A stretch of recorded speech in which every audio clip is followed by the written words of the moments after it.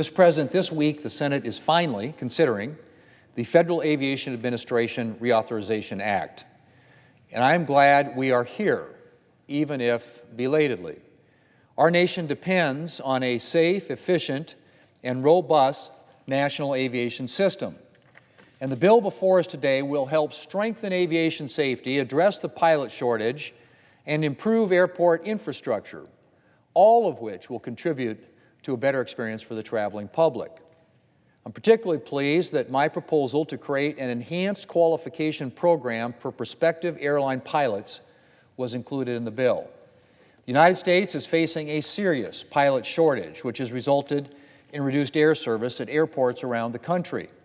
This has real impacts on the flying public, particularly for those in rural states like South Dakota, since smaller regional airports have tended to see the greatest reduction in flights. To help address this shortage and improve the quality of pilot training, Senator Sinema and I introduced a proposal to create an enhanced qualification program for prospective airline pilots. Our proposal was a direct response to a recommendation from the Air Carrier Training Aviation Rulemaking Committee, a body of industry, labor, and safety representatives who meet regularly under the auspices of the FAA's Office of Aviation Safety, which recommended the implementation of such a program to create a structured pathway for pilots to obtain intensive training.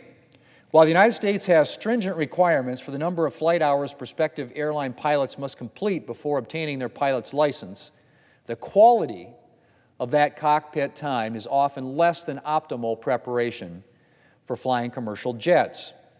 And so to better prepare pilots for airline jobs, our proposal will implement an enhanced qualification program designed and audited by the FAA and administered by air carriers that will give aspiring airline pilots intensive training with experienced air carrier pilots and other experts.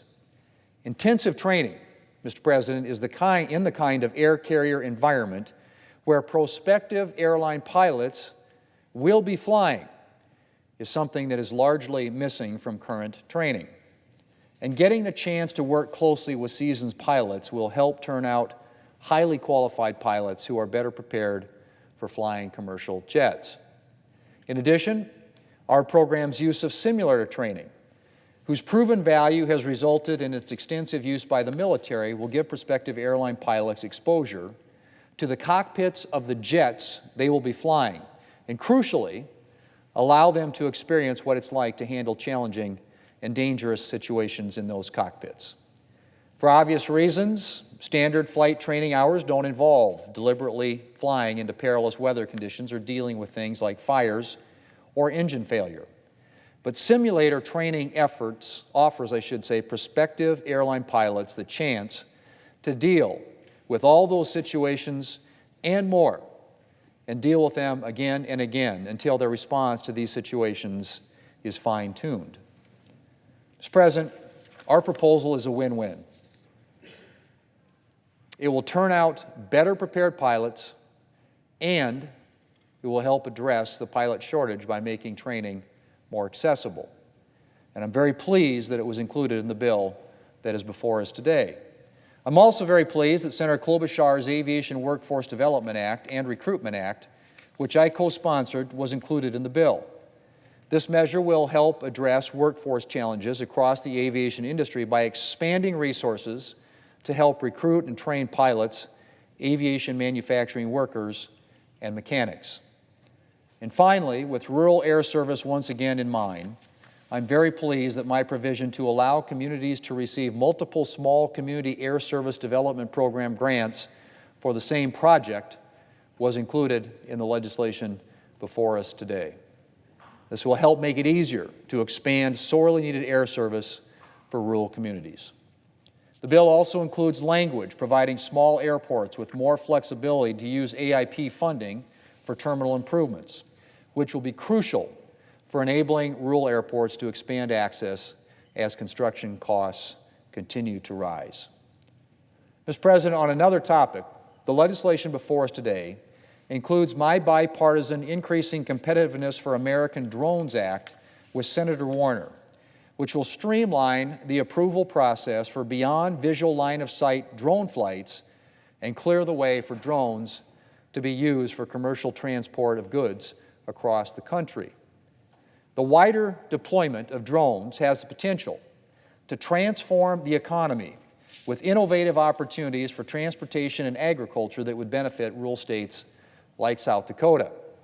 And my bill will help ensure that the United States remains competitive in a growing industry increasingly dominated by countries like China.